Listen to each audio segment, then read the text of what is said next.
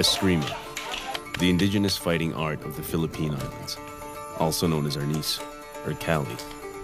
It is one of the fastest and deadliest martial arts in the world.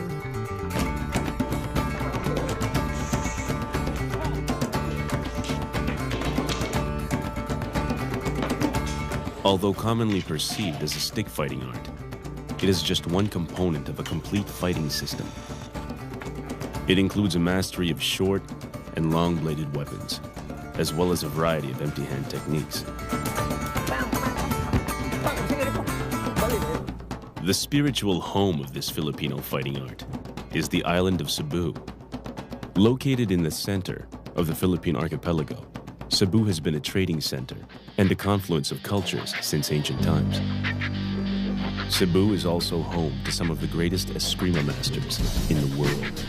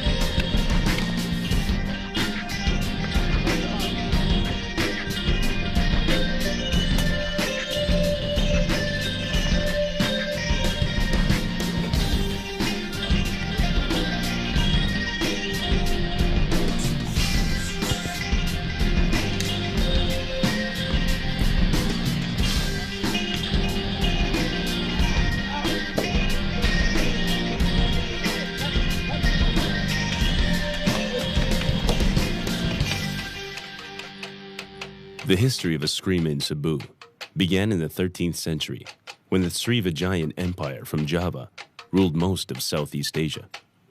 They were overthrown by the Majapahit Empire from Eastern Java and were forced to flee north to the Philippine Islands.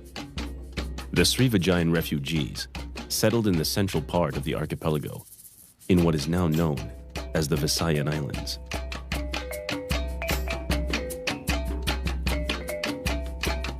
The Srivijayans were a warrior culture and were said to have brought the technology of forged blades to the islands.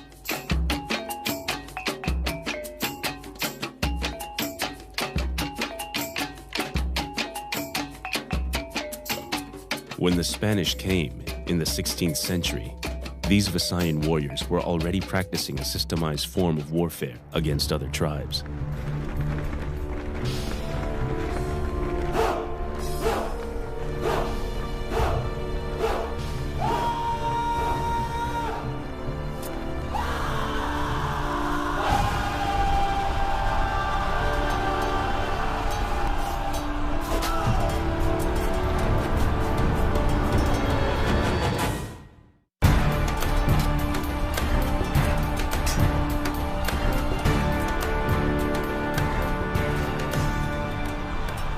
In April 27, 1521, Spanish explorer Ferdinand Magellan met his demise at the hands of these Visayan warriors in the Battle of Mactan.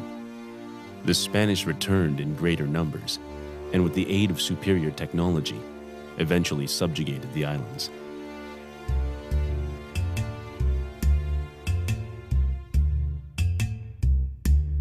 After 300 years of Spanish colonial rule, there was a growing fear of rebellion. The Spanish prohibited the Filipinos from practicing Eskrima.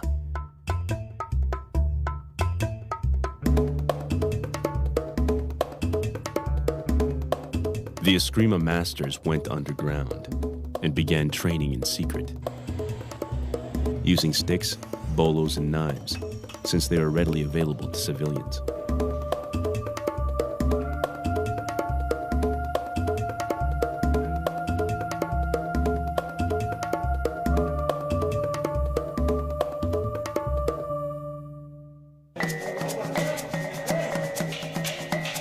Eskrima soon made stick fighting an art form unto itself. No longer limited to blade-based linear strikes, the emphasis was now on speed and accuracy.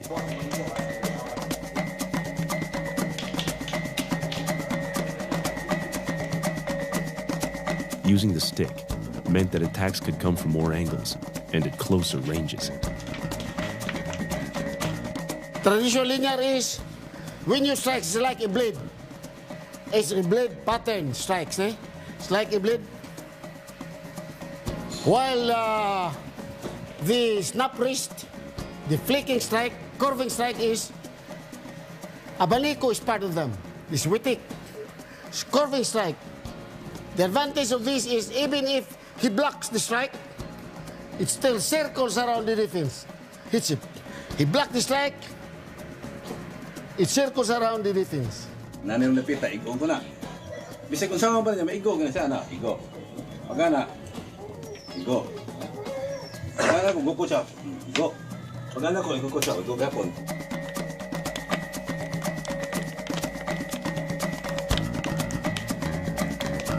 Too dangerous to attempt with bladed weapons, Escrimadores could now perform disarming maneuvers, of which they have an endless repertoire. So, ang bahito na ko yun eh. Nagbunol ako, gurita. Buk mo niya ko, bata ako. Ano ko? Iyan ang kuhaon. Kuha ako muna. Kuha sa ko.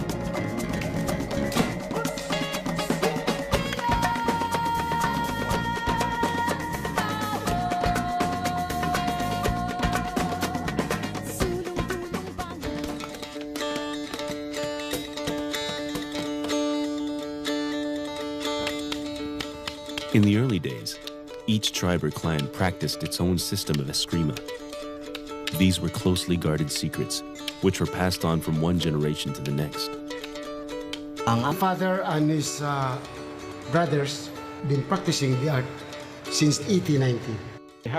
Kung sa eskrima tayo siya, abaniko ni. Ana raman akong buwan niya, pumaypay. Ana. Akong gidibilog kay mo may gidasa akong amahan. Since nga pagkahibaw din akong eskrima. Canyetes, my father, they learned, nakat-on sila from my father and my uncles and from other masters. But when they meet with the Sabidras, they found the two Sabidras to have very good techniques. That their eskrima was superior. They adopted the Canyetes as their first among their first few students.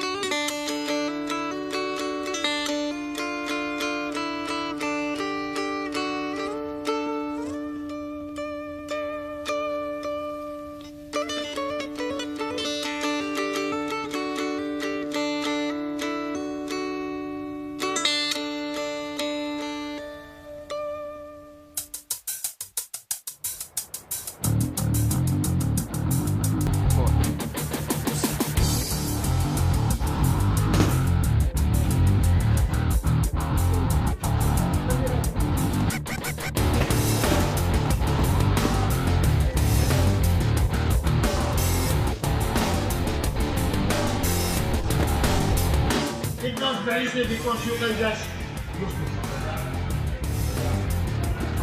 When you punch the other side, and block, and the right back. Di ko man napugngan. Kaya malubag man ko. So yung tanaw niyang kuha niya, ibuhian ko na. So kawat ko siya ha. So muna ni kawat na. So na. Counter siya, ni counter niya. Ingon ko.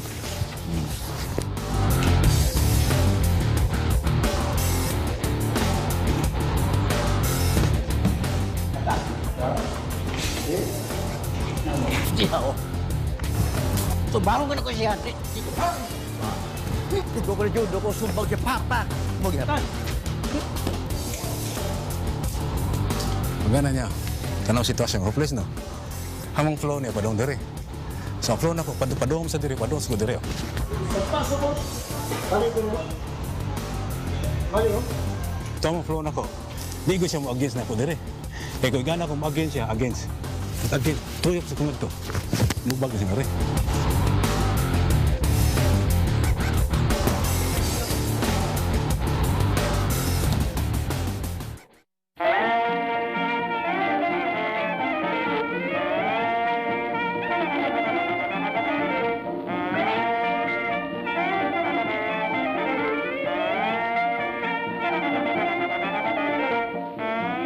after the American regime was established in Cebu, the Americans encouraged the Filipinos to practice the right. So everybody, all masters, grandmasters, they came out in the open, and that's how they started. So in 1920, with the Sabidra uncle and nephew, they lead the group of Salvadors. They formed the first ever martial art club in the Philippines, itong Labangon Fencing Club. Labangon Fencing Club disbanded in 1930. Then 12 masters revived. Spearheaded by my father, they formed Doce Pares.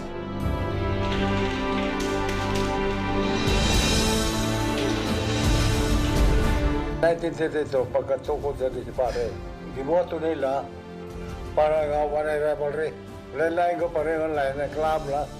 Isig daot, sige mayroon niya mo. Ato hinay nga, ato ni we have to unify all our clubs to avoid rivalry. It seems the idea came spontaneously. They called Doce Pares the best, the name on the 12 fighting bodyguard of Emperor Charlemagne of France. 7, 8, 9. Each member has his own style, teaching his own style. They have this larga mano, others media largo, medium range, others corto. In corto, they have different styles. And there were masters who were only good in intihads. There were masters who were good only in knife fighting. And there were who specialized only in long blade or bolo fighting.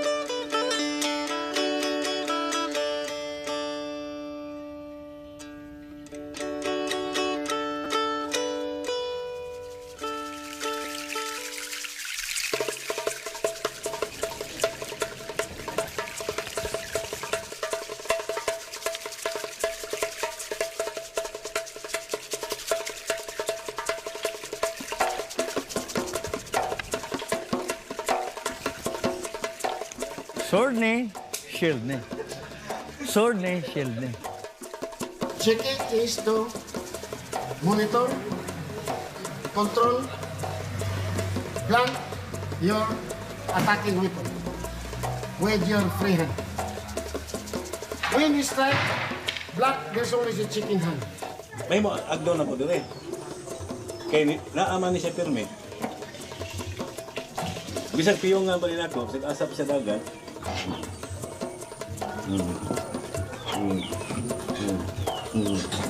May bawa ang yan, okay. Basing on senses mo duwa. Any object ka mo pakgam sa akong pamatay nga kamot. Mao ni mo dispanta. Okay, this is how I check. I check you there doing what you feel. Where you go next? Down. You know why he goes down? You know why he goes down? Because I influence his brain to go down. Why? Because of my check. Look at how I conduct the check. This little finger make him feel that there is resistance. Pull back a little. See?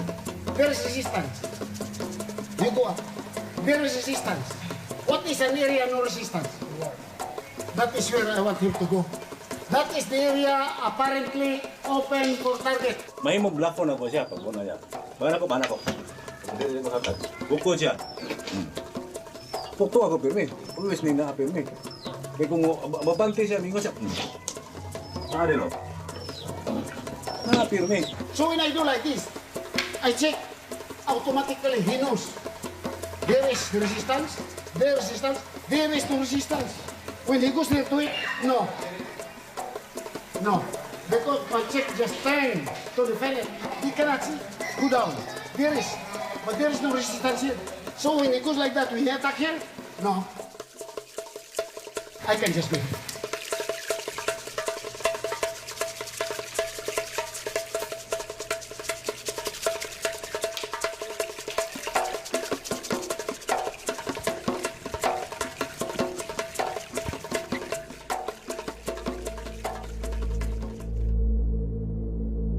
In 1948, 1949, 1950, up to 1952, Doce Pares was rocked by a lot of intrigues and jealousies.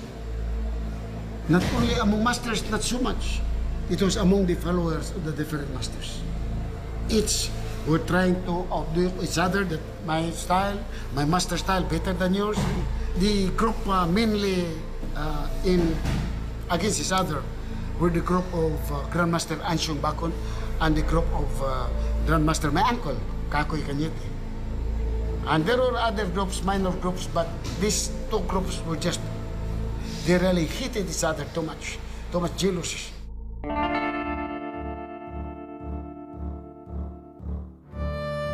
Grandmaster Venancio, Ansyong Bakon, a former pupil of Lorenzo Saavedra, was considered one of the best escrimadores in the Doce Pares Club. His skill won him many followers. Among them were Delfin Lopez and Timoteo Maranga, members of the Cebu City Police Force, who were known as formidable fighters. Katod Delfin Lopez lang, dako ka ito. Si Maranga, dako ka ito. Yung anong nagpatuon man niya, Arnis. Pag Antonio, pagkakita niya ang Ansyong, piting gamay sa, mo niya sakto, gamay na, sayo na ibunal, kay para niya, kamao mo sayo na ibunal, gamay na. So, pagkasuway na sa guling, kaliso na, maraming bakas eh. Ang siya inborn talent ba nga, dali siya makareact sa mga pinagis ng bunal, daghan sa gisdi, suway bunal, pati na mga dipinsa, dali siya makareact. Nga iya sa iyang kaguling mong pamaagi. Mas snappy, tiguwang siya nga di kakakuan sa yung edad nga, yung lihip mo binama. Snappy niya, bugbo kayo. Niya kalit ka sana, gagmay kag likay, dili, lagi, dili, gamay, di sana likay. Maglikay, pero magsunod ang iyang attack. Ba? One time, Ansyong Bakon, doon ay nanghagad ni Ansyong Bakon. Kalau diris talisa ito gidua.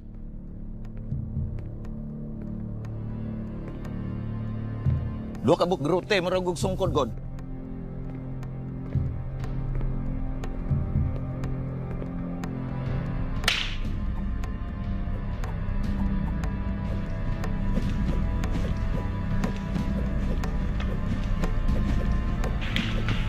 Pagbunal, nilihay sa Ansyong Bakon.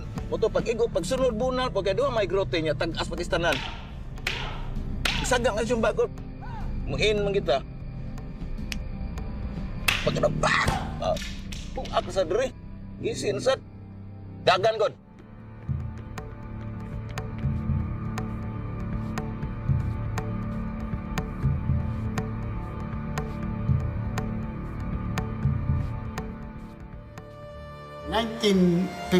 Early 1952, Bakon got out of Doce Pares with Lopez, Maranga into, then they put up their own club, Balintawak.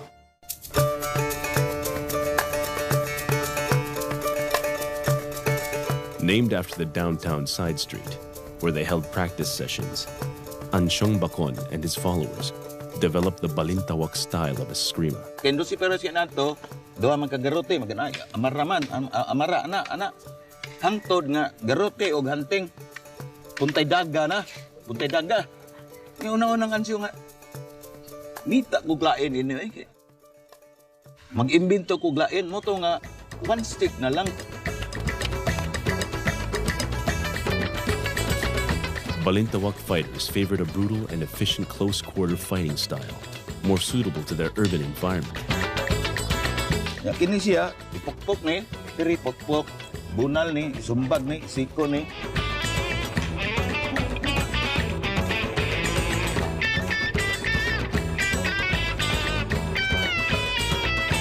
Kini siya, mga oras na ni. managpa na, mupus and pull na.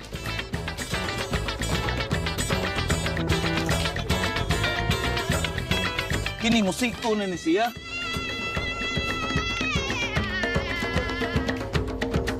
Mauna ang giimbento ni Ansyong.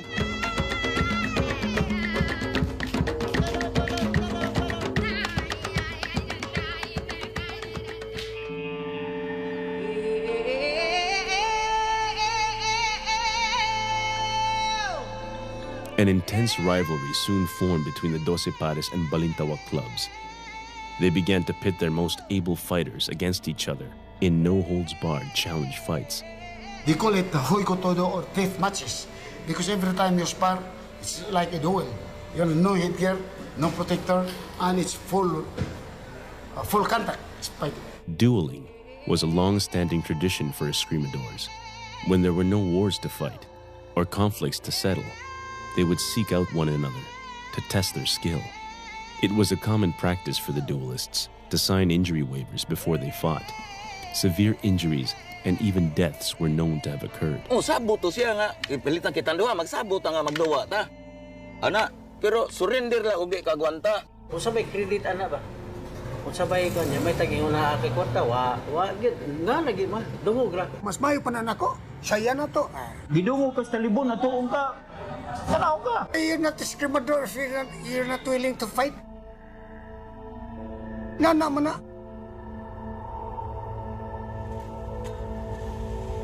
This dueling tradition was brought to Hawaii and California by Filipino migrant workers as far back as the 1920s.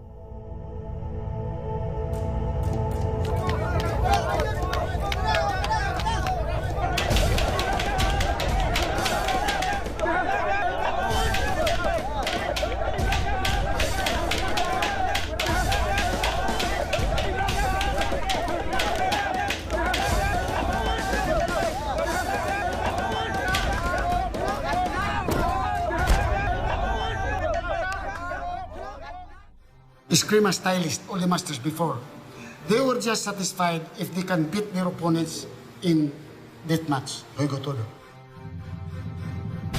Grandmaster Inting Karen of Doce Pares was a reputed veteran of numerous Juego Todo matches.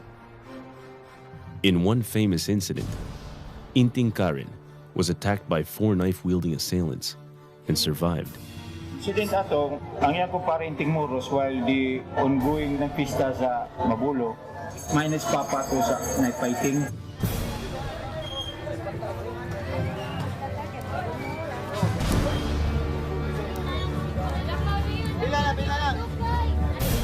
Pati yung amigo, si panguha og sugat. Igupod to sa mga parente sa tag-iya sa mga tindahan. Pagbukod na, niagi niya, di pag-agi na lain man to, kay mutabang sa mani. Pag-unsa mani, ni Silo yung amigo siya, may gatubang, na naamtoy dang na permit.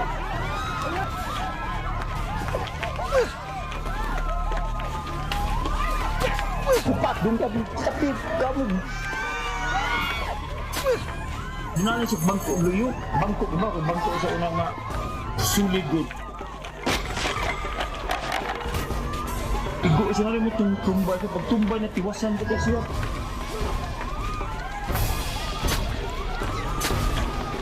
Yung snot, hansak siya. Antod. Pass out, siya kay. Kung ba naman siya, katong yung kuwan nila, pass out siya. Nida siya smorgid. While ready for operation na siya, paibaw na ang mga kuwan. Na, may radyo sa unang paibaw na. Niyagi na yuling, kanyete, papa ni kuwan. Sama na. Sinting Karen, wala, gihaya na dia. Yan, gisulod. Init pa man, doon na po may sense of life. So, init pa man eh. Ang suway nga ito, gida. Itong pangagtubig sa papa, nirakabir siya.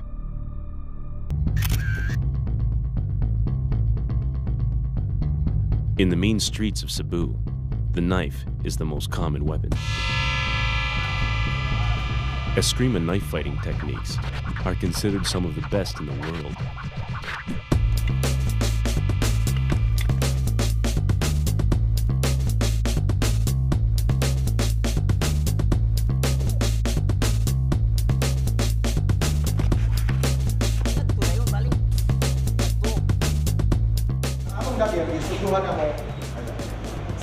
Dua ka ganit, dua ka ulit. Kini, o kini. Yeah. Doon namin, ibalik 12 ka target. 1, 2, 3, 4. Pagkabot sa 5, i-change na mo. 5, 6, 7, 8, 9, 10, 11, 12.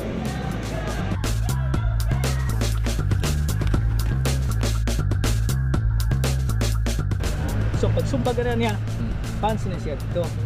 Pag pansin na niya dire ayaw na. Sud ang kamot. Kuno. Cross. Kay pagduot niya, ana ni. Gunit siya dito ni. Kung kaya nimo ang pilsa sa usan niya kamot, pwede kanira yung tangtangon, i-twist lang yung kamot niya padung sa babaw.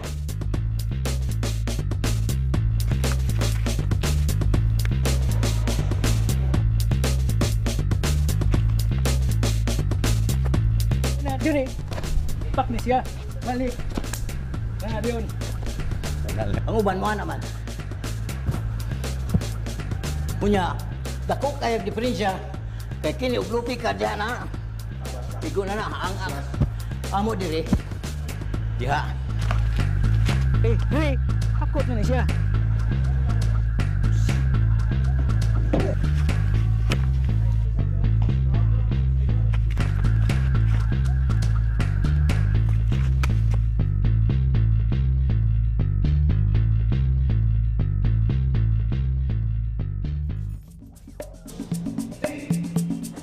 Unlike the Chinese and Japanese martial arts, which were originated and practiced by monks and nobility, Eskrima comes from more humble origins.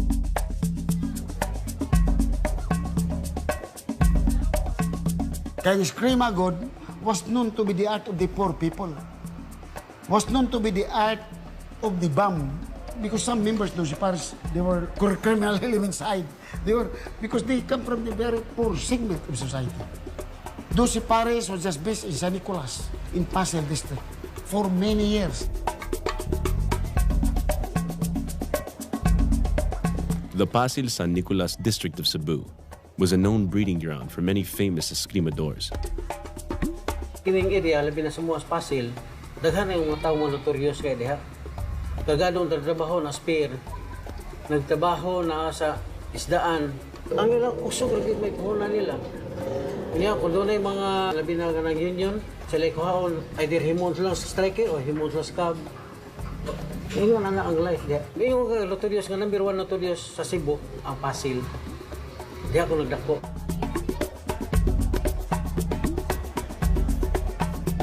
The image of an escrimador was that of a gunfighter, willing to accept any challenge simply for bragging rights.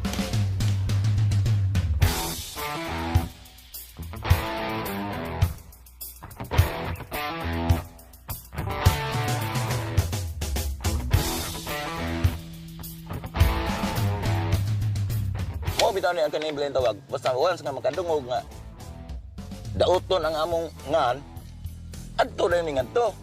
Ana pangitaon rin na mo. Bukal ba kay dugo god nga tanon bugod. Kami ako, Dr. Marapaw, Winnie de la Rosa, akong mangod si Idi, si Muni, Mio de la Rosa. Mo go tay fighter gyud. Ang katulang kang Dr. Marapaw, doon naman siya mga lodgers. Pagtawag na sa telepono, bungkag laging practice club. Kaya doon na may nanghagis. Nangadtog yung mga itanan. Away gito.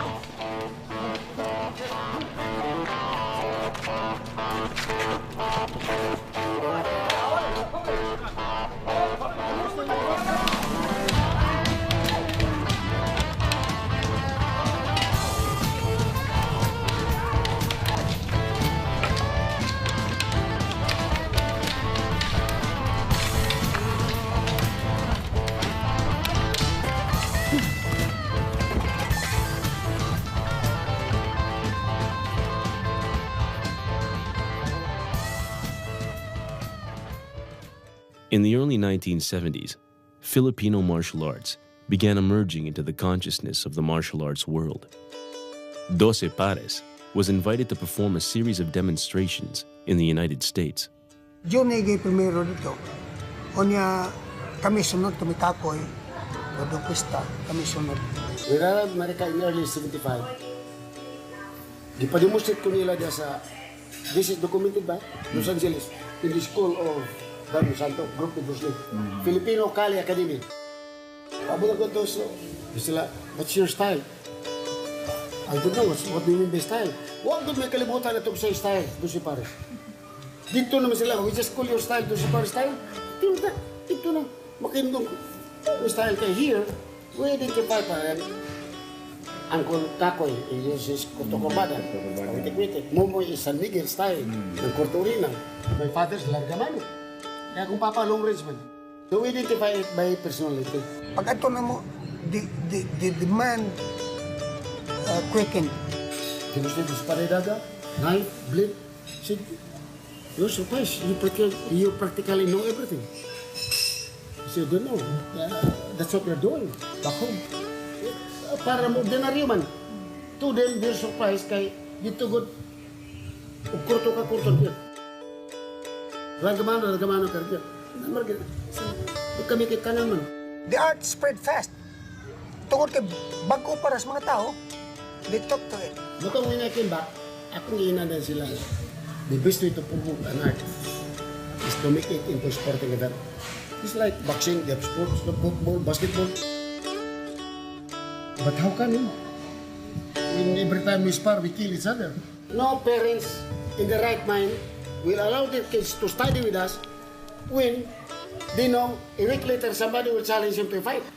We want to reach out to all corners of the world. We have to band together, civilized ourselves, civilized our way of sparring.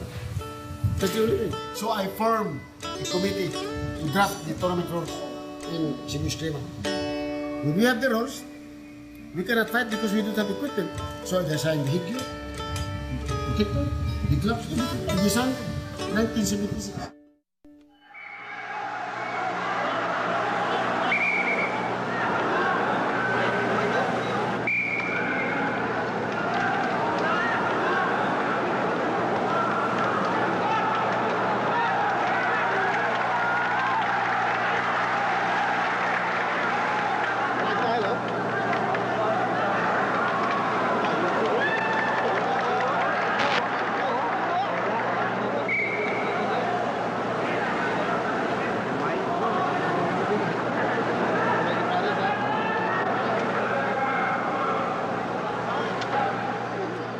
My gears were so thin, not too amply protected.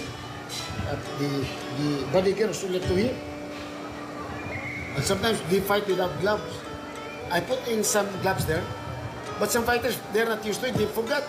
They fight, oh, I have no gloves, stop.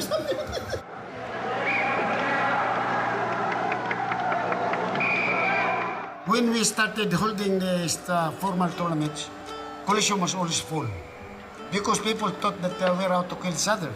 Pag championship ko, mga tao ko, nanagod sa ringside. Layo naman to, ng lingkod, wala na. Puno ang Coliseum. People thought it was just like the old Goy Gotudo, it matches. No, but they found it out that we have gears, we have protected gears. After the first national tournaments were held, Eskrima Doors gradually shifted their focus from death matches towards organized competition. The bitter rivalries, which marked the age of Juego Todo, were coming to an end.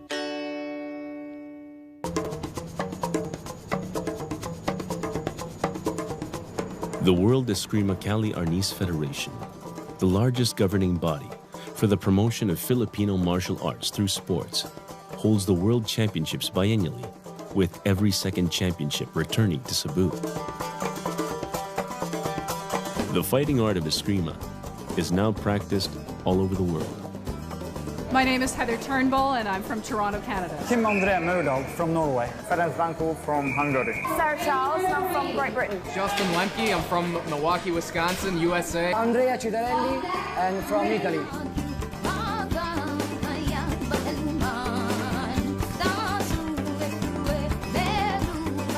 I started when I was about 14, doing Eskrima, and I just fell in love with it. I started, it was the school I started at, I did karate, and then once I got my coordination up, I started doing Eskrima, and I felt like it was just a whole other world of new things that opened up to me.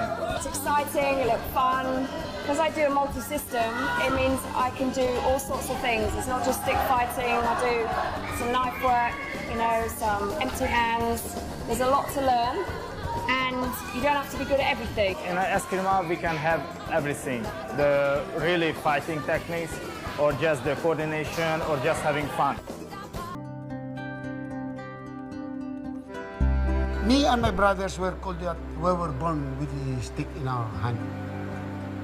So, it's part of my life.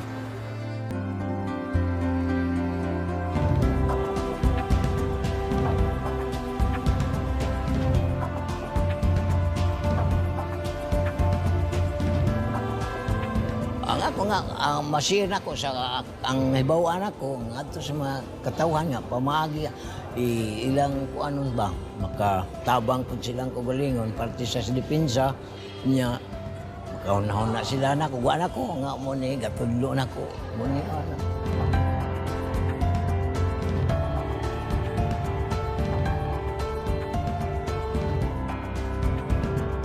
Ini sa mundo ko, di ko kapulan.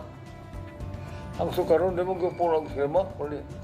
Para na ko, part of my life.